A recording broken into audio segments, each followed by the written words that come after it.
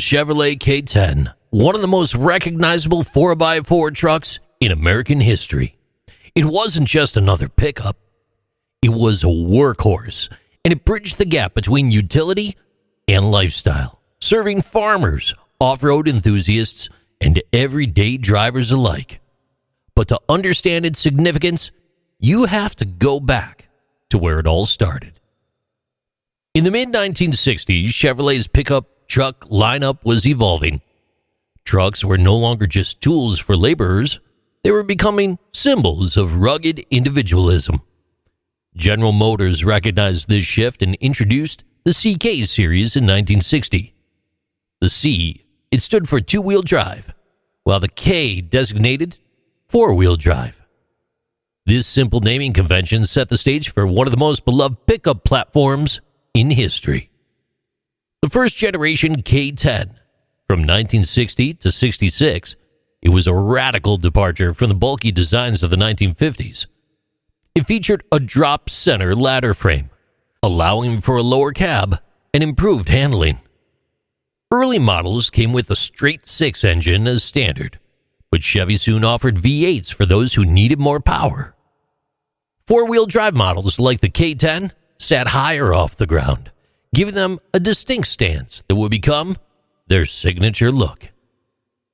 Then came the second generation, from 1967 to 72, often regarded as the most iconic era of Chevy trucks. Dubbed the Action Line, this redesign brought sleeker body styles, a more comfortable interior, and a focus on refinement without sacrificing capability. The K10 in particular gained popularity among off-roaders thanks to its improved suspension. Available 350 cubic inch 5.7-liter V8 engines and their legendary durability. By the third generation, which lasted from 1973 to 1987, Chevy had truly refined the formula.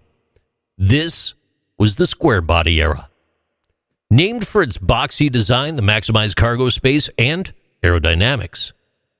It was during this period that the K10 cemented itself as a cultural icon. The truck featured independent front suspension, more powerful V8 options, including the monstrous 454 cubic inch 7.4-liter big block, and was one of the first trucks to offer an automatic transmission with four-wheel drive. The K10 became a favorite of ranchers, contractors, and weekend warriors who wanted a truck that could handle anything. This generation also saw the rise of lifted off-road builds, many of which are still prized among collectors today.